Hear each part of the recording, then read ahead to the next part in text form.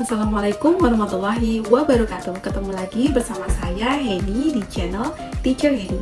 Kali ini saya akan membahas tentang pentingnya asesmen dalam pendidikan khusus. Namun sebelumnya saya akan membahas dulu tentang apa itu pendidikan khusus, bagaimana klasifikasi anak-anak berkebutuhan khusus, bagaimana pentingnya asesmen dalam dunia pendidikan khusus. Simak video ini sampai akhir ya. Namun jangan lupa sebelumnya subscribe, like, dan komen video ini. Semoga video ini bermanfaat untuk kalian. Selamat menonton. Mungkin dari kita masih awam tentang konsep pendidikan khusus. Pendidikan khusus itu apa sih? Pendidikan khusus adalah pendidikan yang memberikan layanan untuk anak-anak berkebutuhan khusus dengan memperhatikan karakteristik atau kebutuhan setiap anak secara individual supaya mereka dapat mencapai prestasi yang optimal.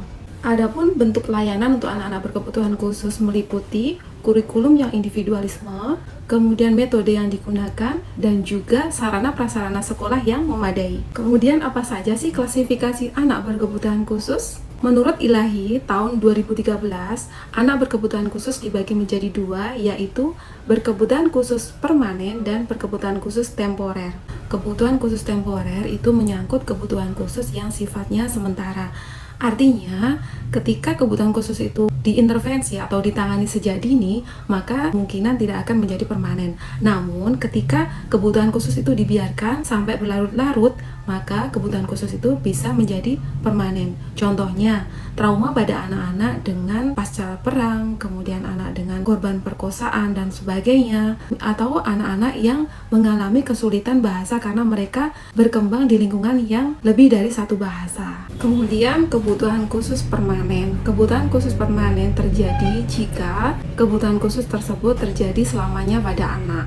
Contohnya, anak-anak dengan hambatan intelektual, anak-anak dengan hambatan pendengaran, anak-anak dengan hambatan penglihatan, anak-anak dengan sosial dan emosionalnya terganggu, dan anak-anak dengan hambatan interaksi dan komunikasi. Nah, anak-anak ini biasanya terlayani dalam sistem layanan pendidikan khusus atau SLB dan atau sekolah inklusi lainnya. Karena hambatan yang dialami oleh anak-anak berkebutuhan khusus ini masing-masing berbeda sesuai dengan karakteristiknya, maka bentuk layanannya juga menyesuaikan dengan kebutuhan anak. Sehingga dibutuhkan sebuah proses yang sangat spesifik untuk melayani anak supaya perkembangan anak ini menjadi optimal. Adalah asesmen, di mana asesmen merupakan proses yang sangat penting untuk menjaring kemampuan anak berkebutuhan khusus. Asesmen sendiri memiliki pengertian adalah sebuah proses untuk mengumpulkan informasi dan data untuk mengevaluasi, mengukur, atau menilai sebuah proses pendidikan. Dalam dunia pendidikan khusus pun, asesmen ini wajib dilakukan sebelum memberikan program spesifik pada mereka. Karena program yang dibuat adalah berdasarkan hasil asesmen yang telah dilakukan pada anak tersebut. Sehingga kita mengenal PPI dalam dunia pendidikan khusus yang artinya adalah program pembelajaran individual. Nah, ini merupakan hasil daripada screening dari proses asesmen tadi. Dalam dunia pendidikan khusus, karena mengingat karakteristik anak berkebutuhan khusus itu berbagai macam yang tadi, maka tujuan dari asesmen itu sebenarnya memiliki fungsi sebagai berikut. Mengidentifikasi kebutuhan anak. Nah, karena anak-anak berkebutuhan khusus ini memiliki karakteristik yang bermacam-macam, maka dengan diberikan asesmen, pihak sekolah akan lebih mudah untuk mengelompokkan anak ke dalam karakteristik yang serupa. Misalnya, anak dengan hambatan intelektual akan terkelompokkan dengan anak yang mengalami hambatan intelektual juga, pun dengan anak-anak yang mengalami hambatan lain. Sehingga pihak sekolah akan lebih mudah untuk menerapkan metode dan juga program yang sesuai dengan karakteristik anak. Berikutnya, fungsi dari asesmen adalah untuk merencanakan program intervensi pada anak. Setelah anak dikelompokkan dalam kelompok tertentu, nah program asesmen ini berfungsi untuk memberikan arahan program yang sesuai dengan karakteristik anak. Hal ini termasuk perencanaan program pembelajaran secara individu, kemudian metode yang akan digunakan, dan model pembelajaran yang sesuai dengan karakteristik anak. Tujuan berikutnya adalah untuk mengetahui atau mengukur kemampuan dan mengukur kemajuan proses belajar anak. Asesmen digunakan untuk mengukur kemajuan anak seiring dengan waktu. Ini membantu guru dan juga staf pendidikan untuk merencanakan program berikutnya sesuai dengan hasil asesmen yang telah didapatkan. Juga untuk menilai apakah metode yang digunakan tepat, materi yang telah diberikan sesuai, ataukah perlu merancang ulang materi, penggunaan metode, dan juga pendekatan lain pada anak tersebut. Lalu pertanyaannya, apakah cukup satu kali asesmen dilakukan pada anak berkebutuhan khusus? Jadi tidak ya, karena asesmen dilakukan setiap saat ketika pembelajaran.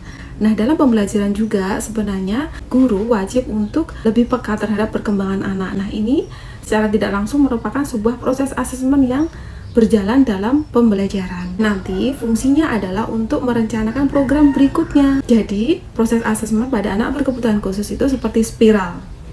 Dia akan terus berulang sesuai dengan pembelajaran itu berlangsung supaya perkembangan anak bisa optimal. Lalu ada pertanyaan dari guru-guru reguler di mana kelasnya itu merupakan kelas inklusi walaupun tidak ada label inklusi.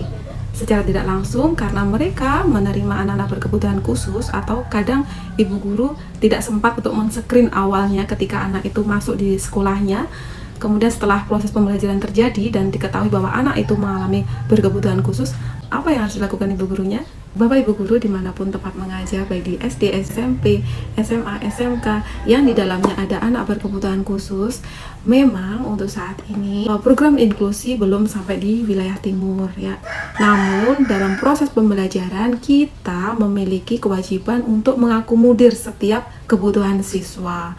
Apalagi dalam kurikulum Merdeka ini, pembelajaran hendaknya memperhatikan karakteristik setiap siswa dan ini menjadi tugas pokok dari guru tersebut. Makanya, seorang guru harus paham dengan karakteristik masing-masing siswanya supaya program yang telah dirancang untuk siswa di kelas bisa diterima oleh seluruh siswa yang ada di kelas tersebut. Nah, ketika ada satu atau dua siswa yang mengalami anak berkebutuhan khusus, guru tersebut harus bisa mengakomodir kebutuhan siswanya. Misalnya, dalam kelas tersebut ada satu siswa tunagrahita yang mana karakteristik dari anak tunagrahita atau anak dengan hambatan intelektual ini biasanya mereka memiliki kemampuan belajar di bawah rata-rata, sehingga program yang harus diberikan kepada anak tersebut tidak sama dengan program pada anak reguler. Metode yang digunakan dan juga evaluasinya juga akan berbeda, disesuaikan dengan kebutuhan siswa.